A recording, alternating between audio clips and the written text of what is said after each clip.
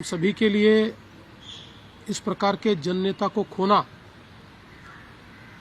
एक अपरिमित इस प्रकार की हानि है और एक बहुत लंबी पारी वो खेलेंगे ऐसी परिस्थिति थी। ऐसे समय उनका निकल जाना, मैं ऐसा मानता हूं कि इसके लिए हमारे पास कोई शब्द भी नहीं है। हमारे सहयोगी अजीत दादा पवार जी का प्लेन एक्सीडेंट में दुर्दैवी मृत्यु हुई है। ये हमारे लिए बहुत ही बेहद दुखद है। एक समय को बहुत ही महत्व देने वाले एक कद्दावर, बहुत ही कर्मठ नेता जो है, समय सूचकता रखने वाले नेता जो है, ये नेता हमारे में से अभी नहीं रहे हैं। कुल इसकी जो दुर्घटना हुई है इसकी जांच जरूर होगी, क्योंकि ऐसी दुर्घटना पुनरावृत्ति ना हो, दोबारा ना हो। महाराष्ट्र के उप मुख्यमंत्री और जमीन से जुड़े हुए जन नेता श्रीमान अजीत दादा पवार, इनका एक विमान के एक्सीडेंट में बहुत ही दुखद निधन हुआ है। इसकी वार्ता आने के बाद समूचे महाराष्ट्र में बहुत ही दुख का वातावरण तैयार हुआ है। हम सभी के लिए इस प्रकार के जन नेता को खोना एक अपरिमित इस प्रकार की हानि है। व्यक्तिगत मेरे लिए वो एक बहुत ही दमदार और दिलदार इस प्रकार के मित्र थे और हम दोनों ने साथ में काफी संघर्ष का काल भी देखा है और अब दृढ़ता के साथ महाराष्ट्र के विकास में जब वो योगदान दे रहे थे और एक बहुत लंबी पारी वो खेलेंगे ऐसी परिस्थिति थी। ऐसे समय उनका निकल जाना, मैं ऐसा मानता हूं कि इसके लिए हमारे पास कोई शब्द भी नहीं है और उनके परिवार पर और उनका जो बृहद परिवार है राष्ट्रवादी कांग्रेस पार्टी, उसके पदाधिकारी कार्यकर्ताओं पर ये जो दुख आया है ये सहना बहुत कठिन है। इस दुख की बेला में हम सब लोग उनके साथ में हैं। अभी जो उनका परिवार है वो जब बारामती पहुंचेगा उसके बाद उनसे चर्चा करके आगे की सारी चीज़ें ज्ञात की जाएगी। मैं उप मुख्यमंत्री एकनाथ जी शिंदे, हम सभी लोग अभी कुछ समय में बारामती जाएंगे और उसके बाद आगे की चीज़ें आप तक हम पहुंचाएंगे। सुबह मैंने आदरणीय प्रधानमंत्री जी को और आदरणीय गृह मंत्री जी को इसकी पूरी जानकारी दी। उन्होंने भी इस घटना पर बहुत दुख व्यक्त किया है। सभी लोग एक प्रकार से शॉक में हैं और अब आगे की जो भी कार्रवाई है वो जैसे तय होगी वैसे आप लोगों को बताया जाएगा। बहुत ही आज महाराष्ट्र के लिए एक काला दिन कहूँ, एक दुर्भाग्यपूर्ण घटना कहूँ, एक दुखद घटना कहूँ, ऐसी घटना जो हर एक के एक दिल को दुखाने वाली घटना आज महाराष्ट्र में घटी है। हमारे सहयोगी अजीत दादा पवार जी का प्लेन एक्सीडेंट में दुर्दैवी मृत्यु हुई है, ये हमारे लिए बहुत ही बेहद दुखद है और महाराष्ट्र के लिए भी दुखद है, उनके परिवार के लिए तो बहुत ही दुखद है।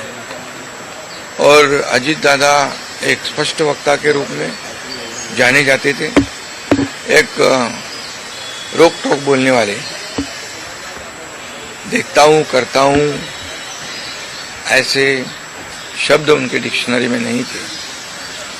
जो होना है वो तुरंत करते थे, जो नहीं होना है उसे साफ ना कहते थे, लेकिन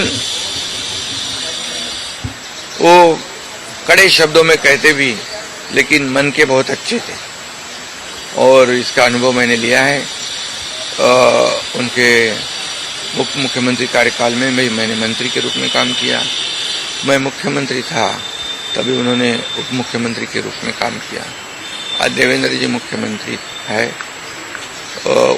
उनमें भी हम दोनों ने उप मुख्यमंत्री के रूप में काम किया है। हम टीम बनकर काम कर रहे थे, महाराष्ट्र को आगे बढ़ा रहे थे। इसमें एक हमारा टीम वर्क था और मेरा काम करने का तरीका जैसे देर रात तक काम करता था। अजीत दादा जल्दी सुबह उठकर उनकी शुरुआत होती थी, देवेंद्र जी भी दिन भर काम करते और सुबह उन्होंने 6 बजे अपॉइंटमेंट दी हुई, ये भी इस राज्य के अधिकारियों को पता है। एक समय को बहुत ही महत्व देने वाले, एक कद्दावर, बहुत ही कर्मठ नेता जो है, समय सूचकता रखने वाले नेता जो है, ये नेता हमारे में से अभी नहीं रहे और ये हमारा और महाराष्ट्र का, उनके परिवार का बहुत काफी बड़ा नुकसान हुआ है। उनको कई अलग अलग विभाग जो है उन्होंने काम किया, उस पर उनको अनुभव था।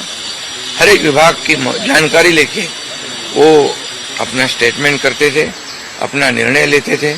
मैं मुख्यमंत्री था तब लाडली बहन योजना या कई योजनाएं हमने तीनों ने मिलकर टीम बनकर शुरू कर दी। उसमें भी अजीत दादा ने बहुत ही योगदान दिया हुआ है।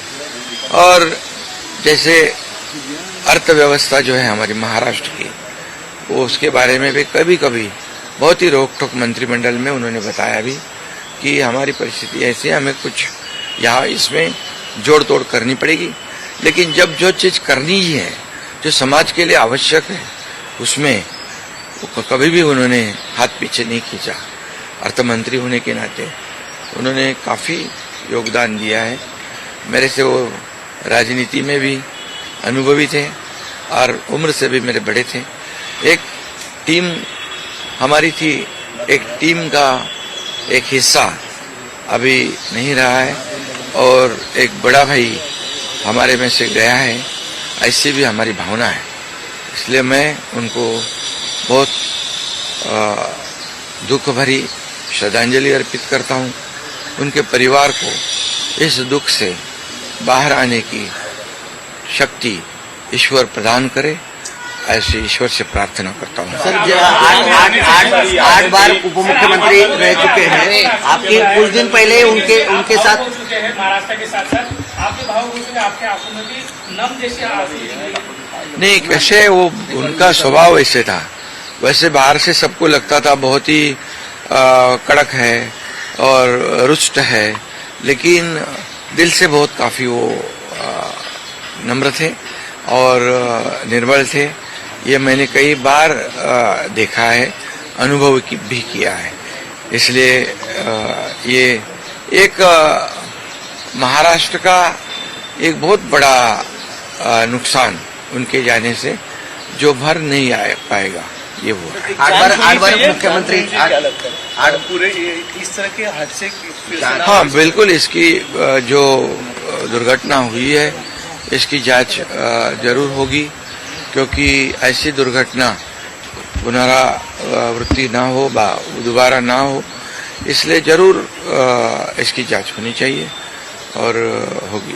अरे वाओ अनु केते सुंदर ड्राइंग बनेछु एटा कोन बनेछु एरा मु एरा बापा एरा बो एरा जेजे बापा एरा जेजे माँ वाओ औ एटा कोन हम फैमिली डॉक्टर हाँ बो एरा हम फैमिली हॉस्पिटल रंग बदलिछि रूप बदलिछि हेले आपणक सह संपर्क बहुत पुराना खाली ओडिशार नुह पूर्व भारतर 50 लाख परिवारर भरोसा आमर अत्याधुनिक कौशल एवं अद्वितीय सेवा 27 वर्षर संपर्क आमको करि परिछि आपणक निजर family hospital. Thank you doctor Anupari अनेक पिलांक धन्यवाद आम पई अमूल्य उपहार।